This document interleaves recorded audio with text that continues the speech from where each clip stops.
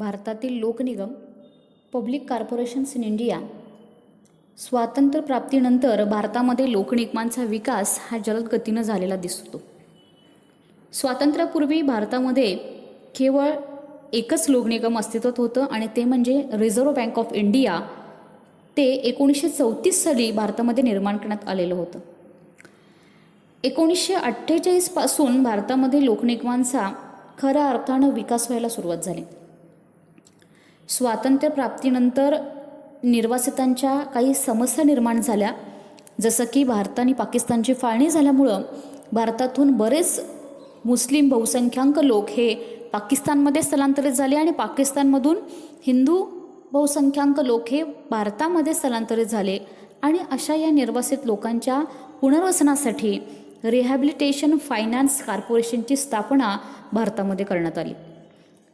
त्याचबरोबर भारतामध्ये उद्योगधंद्यांच्या उभारणीचं एक मोठं आव्हान होतं आणि ह्या उद्योगधंद्यांना भांडवल पुरवठा करण्याच्या उद्देशानं भारतामध्ये औद्योगिक वित्तीय महामंडळ स्थापन करण्यात आलं. भारतामध्ये दामोदर नदीच्या खोऱ्याचा विकास साधण्यासाठी दामोदर व्हॅली कॉर्पोरेशन, हवाई वाहतुकीचा विकास करण्यासाठी Indian airlines, air India, national अशी 2 प्रकारची महामंडळं भारतामध्ये हवाई वाहतुकीच्या विकासासाठी स्थापन करण्यात आली. कामगारांच्या हितासाठी, वैद्यकीय मदतीसाठी कामगारांना राज्य विमा निगम अशा प्रकारची विविध महामंडळं ही राष्ट्रीय पातळीवरून विकास कार्य करत असलेली दिसते. म्हणजेच राज्य पातळीवर कार्य करणारी आणि राष्ट्रीय पातळीवर कार्य करणारी अशी वेगवेगळी महामंडळं भारतामध्ये स्वातंत्र्योत्तर कालखंडामध्ये निर्माण करण्यात आलेली आहेत. राज्य पातळीवर काम करणारी अनेक महामंडळं आहेत. उदाहरणार्थ सांगायचं झालं तर राज्य वीज महामंडळ आहे, राज्य मार्ग परिवहन महामंडळ आहे, ज्या महामंडळाच्या बसेस महामार्गांवर धावतात आपण पाहतो, त्यांना आपण प्रवास करतो, ते राज्य मार्ग परिवहन महामंडळ. गृहनिर्माण मंडळ, राज्य शेती महामंडळ, राज्य वित्तीय महामंडळ यासारखी अनेक महामंडळे ही राज्यस्तरावर किंवा राज्य पातळीवर कार्य करतात. भारतामध्ये असणाऱ्या लोकनिगमांची काही ठळक वैशिष्ट्ये आहेत. त्यातलं पहिलं वैशिष्ट्य असं सांगता येईल की संघटनेच्या दृष्टिकोनातून जर पाहिलं तर भारतीय लोकनिगमांचे 2 प्रकार दिसून येतात. पहिला प्रकारामध्ये इंडस्ट्रियल फायनान्स कॉर्पोरेशन आणि दी एम्प्लॉईज स्टेट इन्शुरन्स कॉर्पोरेशन या 2 लोकनिगमांचा समावेश होतो. या लोकनिगमांची सर्वसाधारण समिती जी जनरल बॉडी असते, संचालन समिती किंवा बोर्ड ऑफ डायरेक्टर्स अशी संस्था असते. या 2 प्रकारच्या संस्था वेगवेगळ्या स्वरूपामध्ये कार्य करत असतात.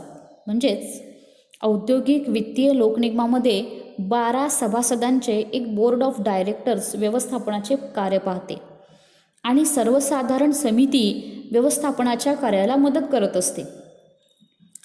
म्हणजेच भारतामध्ये ती एम्प्लॉईज स्टेट इन्शुरन्स कॉर्पोरेशन आणि इंडस्ट्रियल फायनान्स कॉर्पोरेशन ही 2 प्रमंडळं जर सोडली तर बाकीची सगळी प्रमंडळं ही दुसऱ्या प्रकारामध्ये मोडतात.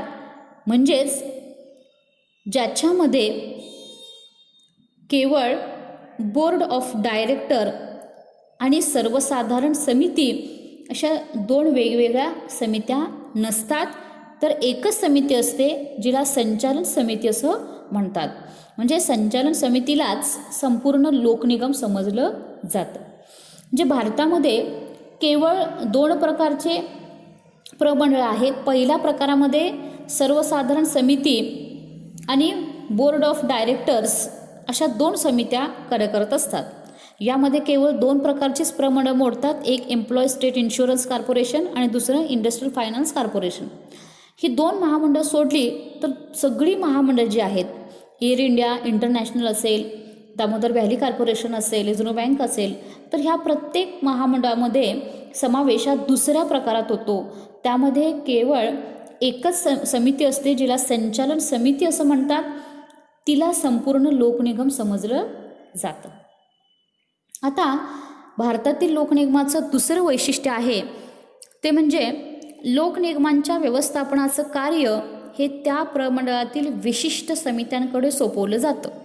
याला संचालन समिती किंवा बोर्ड ऑफ डायरेक्टर्स असं म्हणतात. तसेच स्थायी समिती असं देखील हिला म्हटलं जातं. म्हणजे सामान्यतः सरकारमार्फत या बोर्ड ऑफ डायरेक्टरमधील सदस्यांची नेमणूक केली जाते. लोकनिगमांचे संचालक मंडळ अध्यक्ष यांची नियुक्ती शासनाकडून म्हणजे संबंधित खात्याकडून केली जाते. या अध्यक्षाला मॅनेजिंग डायरेक्टर्स किंवा प्रमुख कार्यकारी अधिकारी असंही म्हणतात. म्हणजेच लोकनिगमांच्या व्यवस्थापनाचं कार्य भारतामध्ये विशिष्ट समित्यांकडे सोपवलेलं असतं. याला संचालन समिती किंवा बोर्ड ऑफ डायरेक्टर असं संबोधलं जातं. यानंतर तिसरं वैशिष्ट्य म्हणजे लोकनिगमांच्या प्रशासन व्यवस्थेमध्ये विकेंद्रीकरणाचं डिसेंट्रलायझेशनचं तत्त्व स्वीकारलेलं दिसतं. महामंडळाच्या कार्यावरून भौगोलिक परिस्थितीवरून त्यामध्ये विभाग आणि उपविभाग पाडून प्रशासनामध्ये विकेंद्रीकरणात्मक रचना केलेली दिसते. उदाहरणार्थ reserve Bank of India, rehabilitation finance corporation, industrial finance corporation यासारख्या लोकनिगमांचे प्रादेशिक आणि स्थानिक विभाग निर्माण केलेले आहेत आणि या प्रादेशिक व स्थानिक विभागांमधून त्यांचं कार्य चालवलं जातं. विकेंद्रीकरणाच्या तत्त्वांचा भारतामध्ये स्वीकार केल्यामुळं लोकनिगमाचं कार्य हे अधिक यशस्वी आणि सुलभ झालेलं आहे. कारण भारताचं क्षेत्रफळ तसं मोठं आहे. भारतामध्ये वेगवेगळे प्रदेश आहेत, घटक राज्य आहेत. त्यामुळं काम करणं सोयीचं व्हावं याच्यासाठी लोकनिगमांचे वेगवेगळे विभाग पाडलेले आहेत आणि या विभागांमार्फत लोकनिगमांचं कार्य चाललेलं असतं. लोकनिगमांचं चौथं वैशिष्ट्य म्हणजे सल्लागार समिती. लोकनिगमाच्या कार्याला सल्ला आणि मार्गदर्शन करण्यासाठी भारतामध्ये ही सल्लागार समिती सरकारमार्फत नेमली जाते. काही वेळा स्वतः प्रमंडळ या सल्लागार समितीच्या सदस्यांची नियुक्ती करत असते. उदाहरणार्थ दामोदर व्हॅली कॉर्पोरेशनला सल्लागार समिती नेमण्याचा अधिकार आहे. म्हणजेच भारतामध्ये जे लोकनिगम अस्तित्वात आहेत त्या लोकनिगमांच्या कार्याला सल्ला देण्यासाठी सरकारमार्फत एक समिती नेमली जात असते. तिला सल्लागार समिती म्हणतात. बऱ्याचदा कॉर्पोरेशनला सुद्धा अधिकार असतो की ते स्वतःची समिती नेमू शकतात. म्हणजे भारतातील लोकनिगमांची अशी 4 ठळक वैशिष्ट्य सांगता येतील. पहिलं वैशिष्ट्य की भारतामध्ये 2च प्रकारचे लोकनिगम आहेत. पहिल्या प्रकारामध्ये बोर्ड ऑफ डायरेक्टर्स आणि सर्वसाधारण समिती ह्या 2 समित्या असतात. दुसऱ्या प्रकारामध्ये केवळ एकच सर्वसाधारण समिती असते की जिला संचालन समिती असं म्हणतात. यानंतर दुसरं वैशिष्ट्य म्हणजे प्रमंडळाचं व्यवस्थापनाचं कार्य हे त्या संचालक समिती किंवा बोर्ड ऑफ डायरेक्टर्सकडेच सोपवलेलं असतं, जिला स्थायी समिती असंही म्हणतात. त्याचबरोबर भारतातील लोकनिगमांच्या प्रशासन व्यवस्थेमध्ये विकेंद्रीकरणाचं तत्त्व स्वीकारलेलं आहे आणि भारतामध्ये जे लोकनिगम आहेत त्यांच्या कार्याला सल्ला देण्यासाठी बऱ्याचदा सरकारमार्फत एक समिती नियुक्त केली जाते, जिला सल्लागार समिती असं म्हणतात. आणि बऱ्याचदा काही प्रमंडळ स्वतः या समितीची नियुक्ती करत असतात. अशा प्रकारे भारतातील लोकनिगमांची काही ठळक वैशिष्ट्ये आहेत. भारतामध्ये काही प्रमुख लोकनिगम आहेत, त्यांचा आढावा आपल्याला घेणं गरजेचं आहे. तर भारतातील काही प्रमुख लोकनिगम कोणते आहेत? पहिलं भारतातील लोकनिगम आहे ते म्हणजे रिझर्व्ह बँक ऑफ इंडिया. 1934च्या रिझर्व्ह बँक ऑफ इंडिया ॲक्टनुसार हे प्रमंडळ स्थापन करण्यात आलेलं आहे. चलन, पतपुरवठा, पैसा व पत यांची देवघेव म्हणजेच करन्सी, क्रेडिट अँड बँकिंग यांचं नियंत्रण व संयोजन करण्यासाठी रिझर्व्ह बँक ऑफ इंडिया हे प्रमंडळ निर्माण करण्यात आलं. रिझर्व्ह बँकेचे कामकाज संचलित करण्यासाठी या लोकनिगमात एक मध्यवर्ती संचालक मंडळ the central board of directors निर्माण केलं जातं. या संचालक मंडळात 14 सदस्य असतात. 1 गव्हर्नर, 2 डेप्युटी गव्हर्नर्स, 6 डायरेक्टर्स आणि 1 शासकीय अधिकारी असे सदस्य आणि रिझर्व्ह बँकेची जी 4 लोकल बोर्ड्स आहेत त्यातून प्रत्येकी 1 सदस्य असे एकूण 14 सदस्य या संचालक मंडळावर नियुक्त केले जातात. या सदस्यांपैकीच गव्हर्नर आणि डेप्युटी गव्हर्नर हे 2 पूर्णवेळ पगारी अधिकारी या नात्यानं कार्य करत असतात. आपण मगाशी पाहिलं की भारतामधील लोकनिगमांमध्ये विकेंद्रीकरणाचं तत्त्व स्वीकारलेलं आहे. त्याच पद्धतीनं रिझर्व्ह बँकेमध्ये सुद्धा हे कार्य जे चालतं ते विविध शाखांद्वारे चालतं. म्हणजे रिझर्व्ह बँक ऑफ इंडियाची पूर्व, पश्चिम, उत्तर आणि दक्षिण अशी 4 विभागीय स्थानिक मंडळे, लोकल बोर्ड्स अनुक्रमे कोलकाता, मुंबई, कानपूर आणि मद्रास या ठिकाणी निर्माण केलेले आहेत. या प्रत्येक बोर्डावर 5 सदस्यांची नेमणूक केंद्र सरकारकडून केली जाते. म्हणजेच पूर्व भागातील रिझर्व्ह बँकेचं जी शाखा आहे किंवा स्थानिक मंडळ आहे ते कोलकाता या ठिकाणी आहे. पश्चिम विभागीय स्थानिक मंडळ हे मुंबईमध्ये आहे. उत्तर विभागीय स्थानिक मंडळ हे कानपूरमध्ये आहे. तर दक्षिण विभागीय स्थानिक मंडळ हे मद्रास या ठिकाणी आहे. म्हणजेच विभागीय स्थानिक मंडळानुसार या रिझर्व्ह बँक ऑफ इंडियाचा कार्यभार चाललेला असतो. यानंतर दुसरं महत्त्वपूर्ण निगम, लोकनिगम भारतामध्ये आहे ते म्हणजे औद्योगिक वित्त निगम. दी इंडस्ट्रीयल फायनान्स कॉर्पोरेशनची स्थापना 1948मध्ये झाली. खाजगी उद्योगधंद्यांना, सार्वजनिक मर्यादित कंपन्यांना व सरकारी संस्थांना भांडवल पुरवठा करण्यासाठी या लोकनिगमाची निर्मिती करण्यात आलेली आहे. औद्योगिक वित्त निगमाचे संचालन व व्यवस्थापन बोर्ड ऑफ डायरेक्टर्सकडून होते. या संचालक मंडळामध्ये 12 सभासद असतात. यापैकी एक कार्यकारी संचालक व इतर 3 संचालक यांची नेमणूक केंद्र सरकारकडून होते. 2 संचालक रिझर्व्ह बँकेच्या सेंट्रल बोर्डाकडून नेमले जातात. 2 संचालक देशातील वर्गीकृत बँकांकडून, 2 संचालक सहकारी बँकांकडून आणि उरलेले 2 संचालक भागधारकांकडून नियुक्त केले जातात. म्हणजेच औद्योगिक वित्त निगमाचे मुख्य ऑफिस दिल्ली या ठिकाणी आहे. मुंबई, कोलकाता, कानपूर, मद्रास या ठिकाणी याचे विभागीय कार्यालय निर्माण करण्यात आलेले आहेत. औद्योगिक वित्त निगमाला त्याच्या कार्यात मदत करण्यासाठी राज्य वित्तीय निगम निर्माण केलेले आहेत. लघु उद्योग विकास महामंडळ, औद्योगिक गुंतवणूक महामंडळ म्हणजे सिकॉम, औद्योगिक विकास महामंडळ MIDC, कृषी उद्योग विकास महामंडळ असे अनेक निगम भारतामध्ये स्थापन करण्यात आलेले आहेत. म्हणजेच भारतातील एक प्रमुख निगम औद्योगिक वित्त महामंडळ की ज्याच्या मदतीसाठी अनेक राज्य वित्तीय निगम निर्माण करण्यात आलेले आहेत. यानंतर तिसरं महत्त्वपूर्ण निगम आहे ते म्हणजे कामगार राज्य विमा निगम, एम्प्लॉईज स्टेट इन्शुरन्स कॉर्पोरेशन. 1948मध्ये कामगारांना वैद्यकीय सेवा उपलब्ध करून देण्यासाठी दी एम्प्लॉईज स्टेट कामगार राज्य विमा निगमामध्ये वैद्यकीय भत्ता देण्याच्या बाबतीत सल्ला देण्यासाठी एक मेडिकल बेनिफिट कमिटी असते. मध्यवर्ती कार्यालयाच्या नियंत्रणाखाली विभागीय आणि स्थानिक कार्यालय कार्य करत असतात. या निगमाद्वारे औद्योगिक कामगारांना वैद्यकीय सेवा उत्तम प्रकारे उपलब्ध करून दिली जात असली तरी अजून देखील कामगार वर्ग या सेवेचा योग्य रीतीने फायदा करून घेत नाही असं चित्र दिसून येतं. म्हणजे याच्या पाठीमागे कारणं विविध असू शकतात. एकतर कामगारांना या वैद्यकीय सेवा कोणत्या आहेत याची माहिती नसावी, किंबहुना त्याचा फायदा उठवण्यासाठी ज्या गोष्टींची पूर्तता करणं आवश्यक आहे त्या पूर्तता कामगारांकडून होत नसाव्यात. त्यामुळं वैद्यकीय सेवांचा फायदा या कामगार वर्गाला अद्याप देखील पूर्णपणे करून घेता आलेला नाही.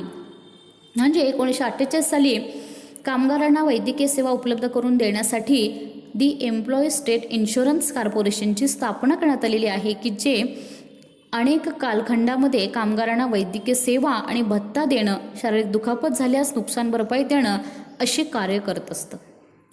यानंतरचं महत्त्वपूर्ण निगम आहे ते म्हणजे पुनर्वसन वित्त निगम, द रिहॅबिलिटेशन फायनान्स कॉर्पोरेशन. स्वातंत्र्य प्राप्तीनंतर 1948मध्ये निर्वासितांच्या पुनर्वसनासाठी दी रिहॅबिलिटेशन फायनान्स कॉर्पोरेशनची स्थापना भारतामध्ये करण्यात आली. जसं की 1947 साली भारत पाकिस्तानची फाळणी झाली आणि भारतातून बहुसंख्याक लोक हे पाकिस्तानमध्ये गेले आणि पाकिस्तानमधून त्या प्रांतातून भारतामध्ये बहुसंख्याक हिंदू भारतामध्ये आले आणि ह्या निर्वासितांचा पुनर्वसन करण्याचा एक मोठा प्रश्न भारतासमोर उभा होता. याच्यासाठी भारतात रिहॅबिलिटेशन फायनान्स कॉर्पोरेशनची स्थापना करण्यात आली. ह्या निर्वासित लोकांचे पुनर्वसन करून त्यांचा सर्वांगीण विकास करण्यासाठी हे प्रमंडळ निर्माण केलेलं होतं. या प्रमंडळामध्ये एक अध्यक्ष, 3 शासकीय आणि 3 बिनशासकीय असे एकूण 7 अधिकारी असतात. याचं मध्यवर्ती सरकारमार्फत एक सल्लागार मंडळसुद्धा असतं. या मंडळामार्फत शासन पुनर्वसन कार्यासंबंधी सल्ला देण्याचं काम करत असतं. यानुसारच सरकार आपलं धोरण निश्चित करू शकतं. पुनर्वसन वित्त निगमाची मुख्य कचेरी, मुख्य कार्यालय दिल्ली या ठिकाणी आहे आणि आपल्या कार्यानुसार विविध शाखा उघडण्याचा देखील अधिकार या पुनर्वसन वित्त निगमाला देण्यात आलेला आहे. यानंतरचं भारतातील एक महत्त्वपूर्ण लोकनिगम म्हणजे दामोदर घाटी निगम, the Damodar valley corporation. Bihar आणि पश्चिम बंगाल या राज्यामध्ये दामोदर नदीच्या खोऱ्याचा सर्वांगीण विकास करण्याच्या उद्देशानं भारतात 1948 साली द दामोदर व्हॅली कॉर्पोरेशनची स्थापना करण्यात आली. याचं कार्य काय आहे, हे का स्थापन करण्यात आलं, तर वीज निर्मिती, पाणी पुरवठा, कालवे निर्मिती, पूर नियंत्रण करणं, नौकानयन करणं, जमिनीची धूप थांबवणं अशी बहुविध उद्देश भारतीय सरकारसमोर होती आणि त्यामुळे या निगमाची स्थापना भारतामध्ये करण्यात आली. कारण पश्चिम बंगालमधील दामोदर नदी ही खूप मोठ्या प्रमाणात की ज्या नदीला पूर येतो किंवा असंही म्हटलं जातं की तिला पश्चिम बंगालचे अश्रू देखील म्हटलं जातं की याच्यामध्ये दामोदर नदीच्या खोऱ्याचा सर्वांगीण विकास करण्यासाठी या निगमाची स्थापना करण्यात आलेली आहे. कारण या नदीखोऱ्याचा जो परिसर आहे हा नैसर्गिकदृष्ट्या संपन्न परिसर आहे आणि त्यातून या 2 राज्यांना खूप चांगला फायदा देखील होऊ शकतो आणि म्हणून या नदीखोऱ्याचा विकास करण्याचं लक्ष सरकारनं समोर ठेवून या निगमाची स्थापना केलेली आहे. या निगमाच्या संचालक मंडळावर एक अध्यक्ष आणि 2 सदस्य हे केंद्र सरकारमार्फत बिहार आणि पश्चिम बंगाल या 2 राज्यांचा सल्ला घेऊन नियुक्त केले जातात. हे 2 सदस्य पूर्णवेळ पगारी अधिकारी म्हणून कार्य करतात. त्यांनी आपल्या पदाचा त्यांना राजीनामा देता देखील येतो. त्यांच्याकडून जर कदाचित गैरवर्तन झालंच तर त्यांना कमी करण्याचा अधिकार मात्र केंद्र सरकारला दिलेला आहे. केंद्रीय कायदेमंडळ आणि घटक राज्यांचे विधिमंडळ यातील सदस्यांना या निगमावर सदस्य होता येत नाही. या लोकनिगमाला आर्थिक बाबींसंबंधी सल्ला देण्यासाठी एक अर्थ सल्लागार असतो. कामकाजाचं व्यवस्थापन पाहण्यासाठी एक सचिव असतो. दामोदर व्हॅली कॉर्पोरेशन दरवर्षी आपलं वार्षिक अंदाजपत्रक अर्थ सल्लागाराच्या मदतीनं तयार करते. हे अंदाजपत्रक केंद्रीय कायदेमंडळ तसेच पश्चिम बंगाल आणि बिहार यांची विधिमंडळं यांच्यासमोर ते चर्चेस ठेवलं जातं. कारण या निगमाची स्थापना ही केंद्र सरकारमार्फत होत असल्यामुळं आणि 2 घटक राज्यांच्यासाठी होत असल्यामुळं यामध्ये बिहार आणि पश्चिम बंगाल आणि केंद्र सरकार या तिन्हींचा सहभाग दिसून येतो आपल्याला. दामोदर व्हॅली कॉर्पोरेशनला स्वतःचा निधी आणि कर्ज उभारता येतं. या निगमामध्ये केंद्र सरकार, पश्चिम बंगाल आणि बिहार या सरकारांनी आपलं भांडवल गुंतवलेलं आहे. दामोदर व्हॅली कॉर्पोरेशनच्या कार्यावर केंद्र सरकार नियंत्रण ठेवून असतं. वेळोवेळी त्याच्या कार्यात मार्गदर्शन करत असतं. या लोकनिगमाचा हिशेब भारताच्या ऑडिटर जनरलकडून आलेल्या सूचनेनुसार ठेवला जातो. लोकनिगमाच्या हिशेबांची तपासणी देखील केंद्र सरकारनं नेमलेल्या लोकलेखा समितीद्वारे होत असते. म्हणजेच भारतातील एक महत्त्वपूर्ण निगम दामोदर घाटी निगम हे पश्चिम बंगाल आणि बिहार या राज्यातील दामोदर नदी खोऱ्याच्या विकासासाठी स्थापन करण्यात आलेलं आहे. यानंतरचं महत्त्वपूर्ण निगम म्हणजे आयुर्विमा महामंडळ, the life insurance corporation. Bharat सरकारनं 1956 साली देशातील जवळपास 247 विमा कंपन्यांच्या मिळकती आणि देणी यांचा ताबा घेऊन राष्ट्रीयकरण केलेलं होतं आणि त्याद्वारे आयुर्विमा उद्योगाचं लोकनिगम स्थापन केलं. त्यामुळं विमाधारकांना त्यांच्या विम्याचं संरक्षण मिळू लागलं. पूर्वी हा विभाग खाजगी होता, यानंतर तो राष्ट्रीयकरणाद्वारे सरकारी करण्यात आला. म्हणजेच सरकारला विकास कार्यक्रमासाठी भांडवल उपलब्ध झालं. आयुर्विमा महामंडळामध्ये एक अध्यक्ष आणि 15 सदस्य असतात. यांची नेमणूक केंद्र सरकारकडून होते. या संचालक मंडळाला सल्ला देण्यासाठी कार्यकारी समिती, लोकसंपर्क समिती, सेवा आणि अंदाजपत्रक समिती, गुंतवणूक समिती अशा समित्या नियुक्त केल्या जातात. याशिवाय निगमाच्या कार्याच्या व्यवस्थापनासाठी एक कार्यकारी संचालक, विभागीय व्यवस्थापक नियुक्त केले जातात.